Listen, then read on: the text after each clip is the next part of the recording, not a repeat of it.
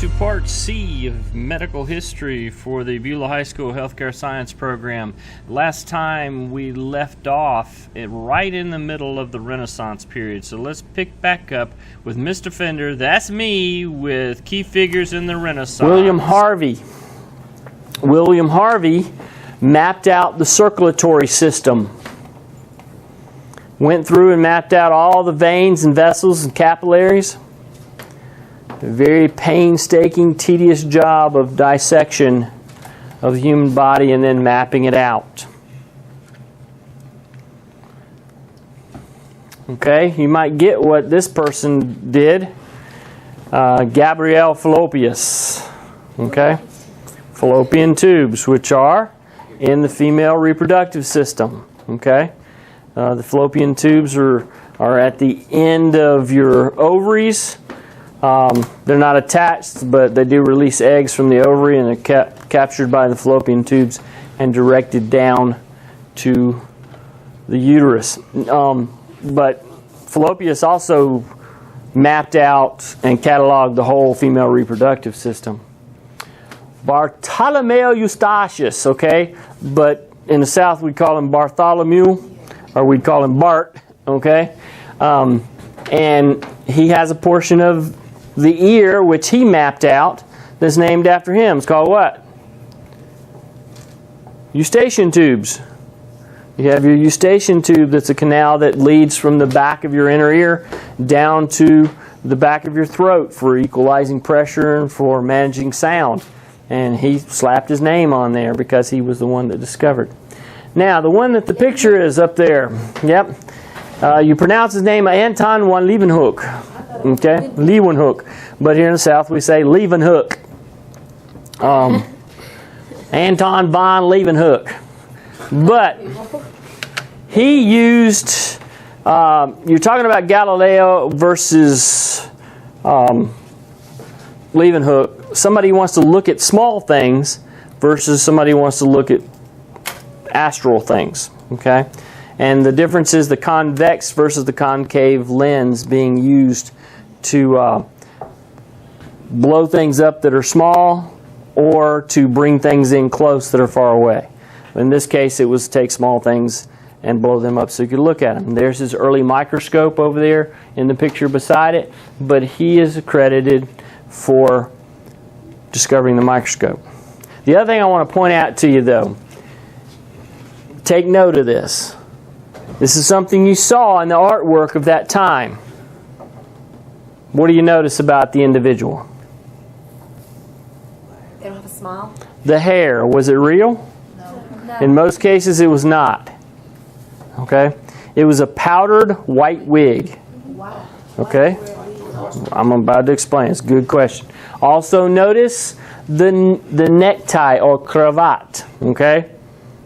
It turned into our ties of today. All right?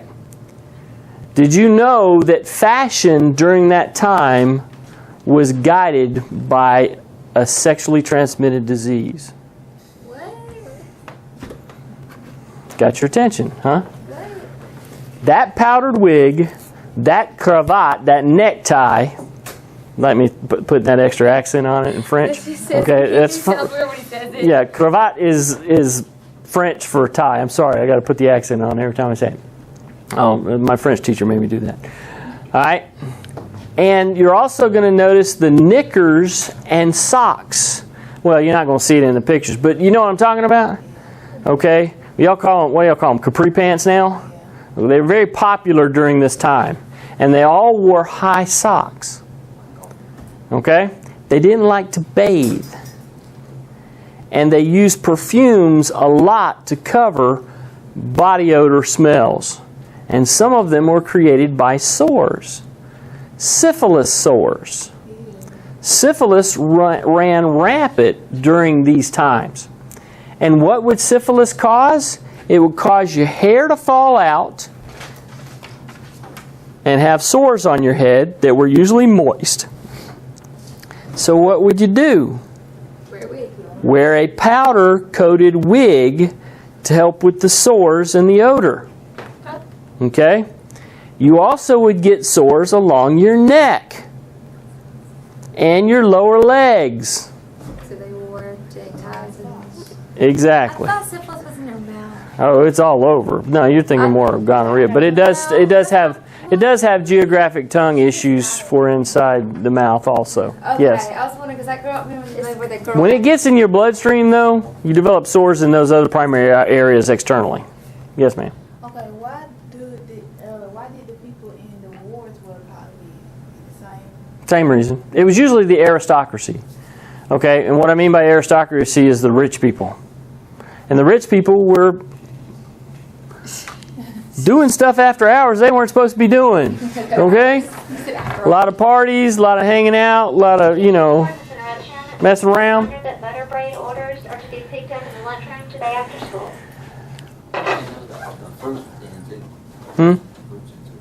Fruits in also? Okay.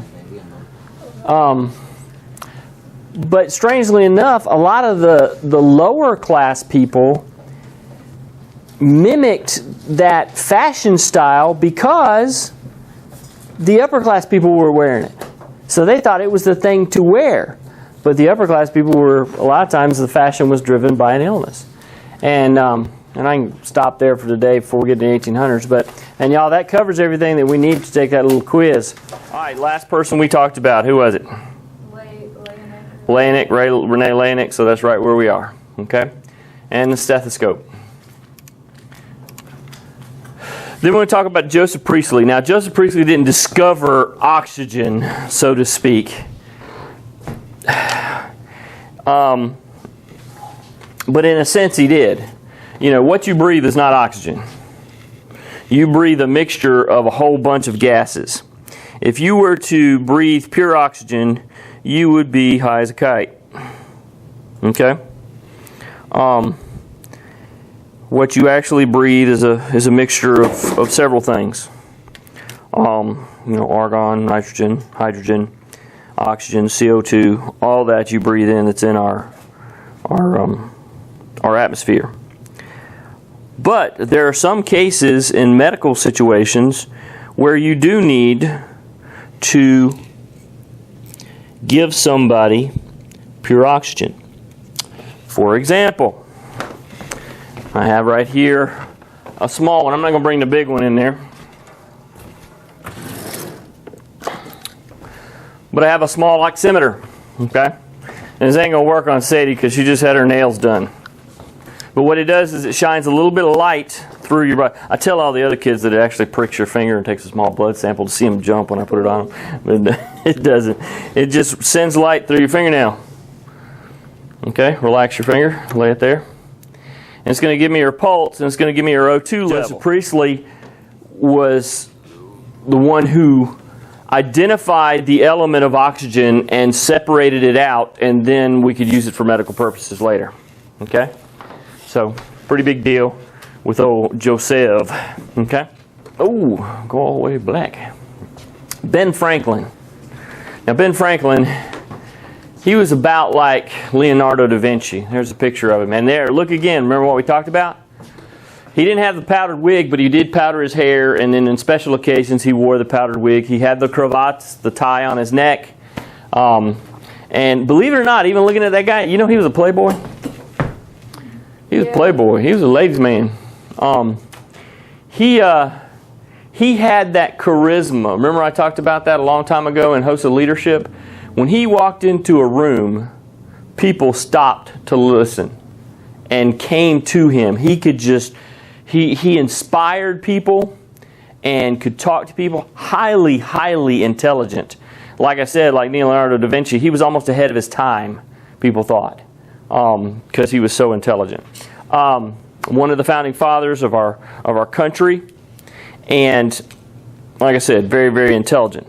Now, most of the stuff we know about Ben Franklin is from what he did with our government.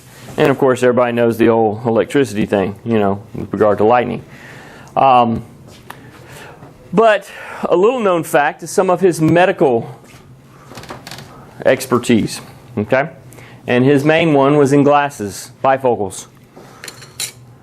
You might have watched the movie National Treasure, where they talk about in the end, the fancy glasses that they use to read all these codes and everything, coming from, yeah, it's a good movie, good series of movies. I watched part of the second one the other day on TV. Yeah, me too. I had it recorded. Yeah. And he worked with creating glasses because, you know, he had macular degeneration too, an old man's long arm syndrome. So he made glasses that were magnified so people could help with their vision. Okay?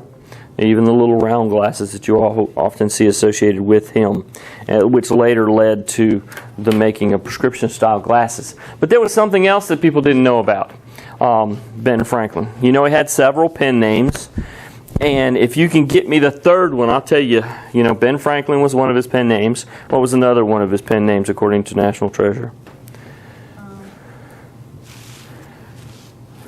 Silas Dogood. Silas Dogood, okay? He has one more, and if you can bring me that one tomorrow, maybe I'll give it a little extra credit. Is that also in the movie? Sorta, because it talks about one of his publications. In one of his publications, he gives the first name of his other pen name. He often had to write in pen name because of the revolutionary situation that was going on. He had to hide his identity because he was speaking out against the government that they were under at that time. So he had to kind of keep his identity or anonymity. I can't even say it right. Anonymity. See an enemy. Oh, sorry. And keep it under wraps so that people wouldn't come after him. All right. But here's something else. Ben Franklin, according to tales, suffered from extreme kidney stones. I've had them before, buddy, and you don't want them.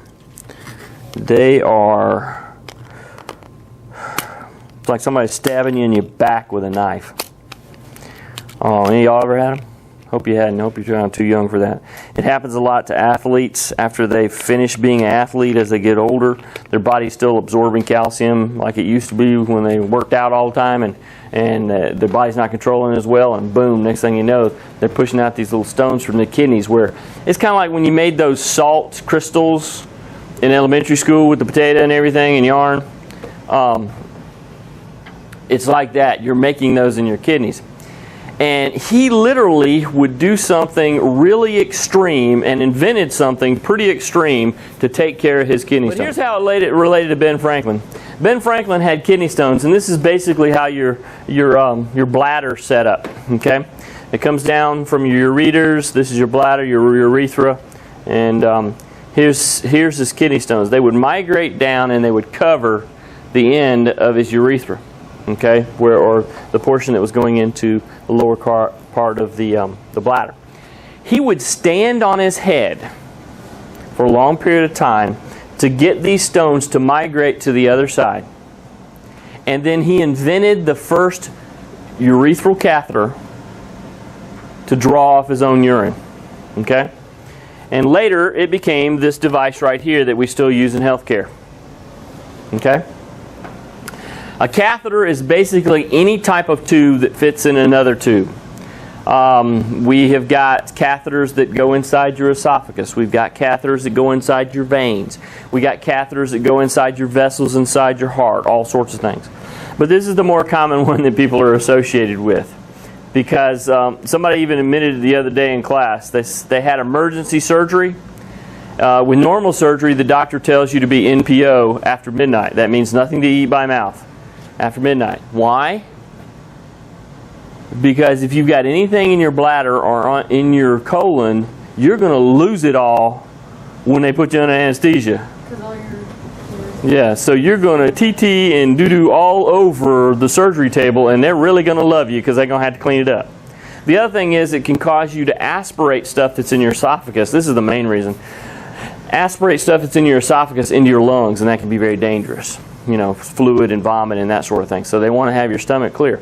But if you have emergency surgery, or if you come in the next day and you say, no, I got up and had a biscuit and coffee and everything this morning, you're going to get one of these. Okay? And they're going to insert it into your urethra up to your bladder. Now, they come in different sizes, obviously. You know, I picked a larger one so you could see it. You don't have to have that. Right. If you follow the rules, you're probably not going to have it. Okay? But if there's any doubt, They're going to make sure they clean you out. That rhymed. Okay. So they put this up there and they drain your urine off. Now, this is what Ben Franklin invented a version of a long time ago. Make my skin crawl. But, you know, patients are also real bad about taking these out. They don't like them. I don't blame them. But to take them out. So we had to invent a way to where you couldn't take it out. And the reason I'm telling you this is because it relates to Ben Franklin and to this little story I talked to you about over here. Okay? This is how we keep a patient from taking it out. It's this little side tube right here. We insert it into their bladder, and then with this syringe with air, we inflate the ring at the base of it, and it keeps the tube open, and now they can't pull it back out of their bladder. Okay? This technology has been used for a lot of things. Think about it. If you have a heart condition where a blood vessel is blocked, but there's enough room to where we can get a small catheter through, we'll stick it through and inflate this, and it will crunch or expand the vessel right there at that point and allow blood to flow. If it's too bad, we have done what's called angioplasty, which is another way to do this catheter. And they'll put a little wire cage on here made out of stainless steel. And when they inflate the tubing, the wire cage expands. Then they deflate this by taking the air back off of it. Okay? Pull this out, but the wire cage stays in there, expanded, holding the blood vessel open. Okay? So, this type of technology is used a whole bunch, and it originated from old Ben's discovery there. All right? Gregor Mendel. Now, I'm not sure. It's been a long time since I've done this. I do have a minor in genetics. So I worked with genetics a whole bunch. But I'm not so sure if Gregor or Gregory was his name. Okay? You have to look at this and understand that sometimes somebody's first name is just a title. A Gregor was also a higher level monk. So it could be that his name was just Mendel. And they give credit to father of genetics. He's the father of genetics and Mendelian theory. You'll do this in science class if you haven't already. Have you worked with something called the Punnett or Punnett square? Okay. What is it used for? Okay. It's used for determining genetics within a child or offspring. Okay, looks like this, and it's along the lines of the best example that teachers always use is blue-eyed. Okay, blue eye is a recessive gene. If you have nobody in your family with blue eyes, there is still a chance that you could have a child with blue eyes. How is that? Okay, if they have a hazel or brown eye that has the recessive gene in it, both mother and father, you're probably going to have somebody with totally dominant brown eyes. Then you'll have some other kids that come out with a hazel brown that still have the dominant gene, but then there is a 1/4 or 25% chance that you're going to have one child that's going to have blue eyes. Okay? And this was done by Gregor Mendel in the monastery. He worked with pea plants and chickens, and he would force cross-pollinate or inseminate them to see what type of groups were developed. And he started mapping all this allele groups out, genetic codes, and it gave us our modern genetics that we have. So, Gregor Mendel, pretty big person in that. And then here's the one we talked about the other day, Edward Jenner. We got the guys doing their own vaccinations, using live versions. But later we decided we're going to do some other things and use some dead versions of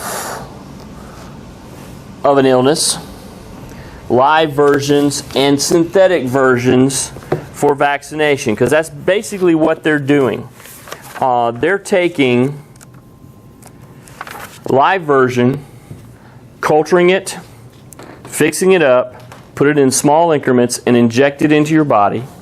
Your body builds immunity towards it, and therefore you don't catch the illness, just like the old guys did pulling the needle through the boils in their skin. Okay? The other thing that they do is that they will take a dead version of it, or they'll take a live version out and kill it. Okay?